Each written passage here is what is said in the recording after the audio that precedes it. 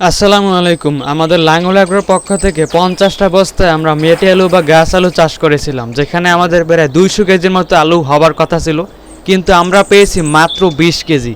বিশাল বড় ডিজাস্টার। তো আজকের ভিডিওতে আমরা একদম গবেষণাপত্র সহ আপনাদেরকে দেখাবো যে আমাদের কোন কোন ভুলের কারণে এত বড় ডিজাস্টারটা হয়ে গেল, যাতে করে আপনারা যারা চাষ করবেন চিন্তা করতেছেন তাদেরকেও তারা যেন এরকম লসের ভিতরে না পড়েন। এজন্য সম্পূর্ণ ভিডিওটি দেখতে থাকুন।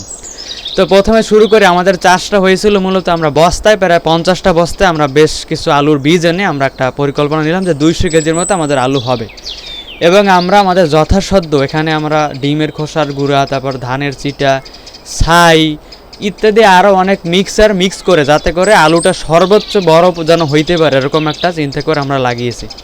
কিন্তু শেষ পর্যন্ত দেখা গেল কি বেশ কিছু কারণে আমাদের এই আলু চাষটা সম্পূর্ণ ডিজাস্টারে রূপান্তরিত হয়ে গেল। তো তার ভিতরে আমি মোটামুটি 3টে কারণ বলবো। প্রথমত আমাদের হয়েছে বৃষ্টিপাত। গত বছরে 2025 সালে বরিশাল অঞ্চলে শুধু জুলাই মাসে 850 মিলিমিটারেরও বেশি বৃষ্টিপাত হয়েছিল। মানে বুঝতে পারতেছেন, যেটা কিন্তু সবচেয়ে একটা বড় রেকর্ড। শুধু বরিশাল বিভাগে এত বেশি পরিমাণে বৃষ্টিপাত খুব একটা হয় না কোনো বছর।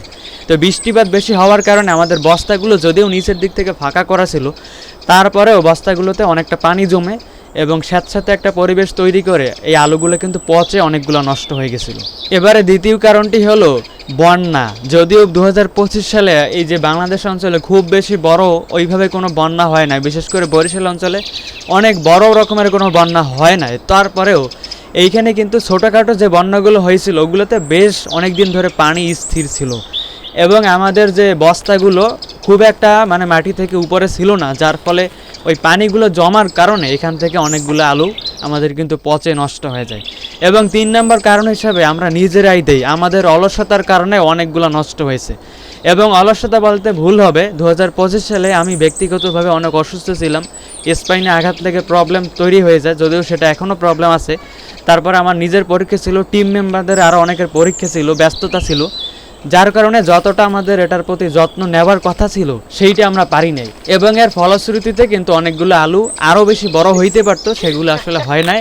এমনকি আমরা শুধু একবার মাত্র মানে লাগানোর পরে ওই সময় তো মাটি দেওয়া হয়েছিল বস্তার ভিতরে, এবং তারপরে শুধু আর একবার আমরা মাটি দিছিলাম, যেখানে আমাদের 3-4 বার কমপক্ষে দেওয়ার কথা, আরও অনেক পরিচর্যা করার কথা ছিল, সেইটা আমরা করতে পারি না। তো ওভারঅল সব মিলিয়ে এই 3টা মেজর ভুলের কারণে হয়েছে আমাদের আলুর যে চাষটা পুরোপুরি ডিজাস্টার হয়েছে। তো এবছর আমরা এজন্য বস্তায় আর চাষ করি নাই, আমরা এবার মাটিতে লাগিয়েছি।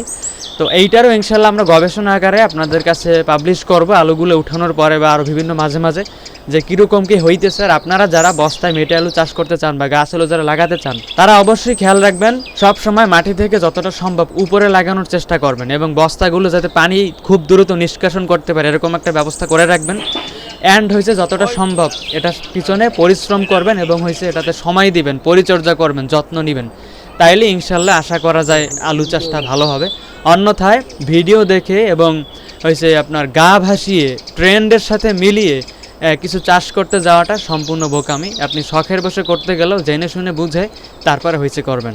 তো আজকের ভিডিওটা এ পর্যন্তই। ইনশাল্লাহ এবার আমরা মাটিতে যে চাষটা করতেছি মেটে আলুর, গাছ আলুর, এইটা ইনশাল্লাহ বিস্তারিত ভিডিও আপনারা পাবেন সামনেই।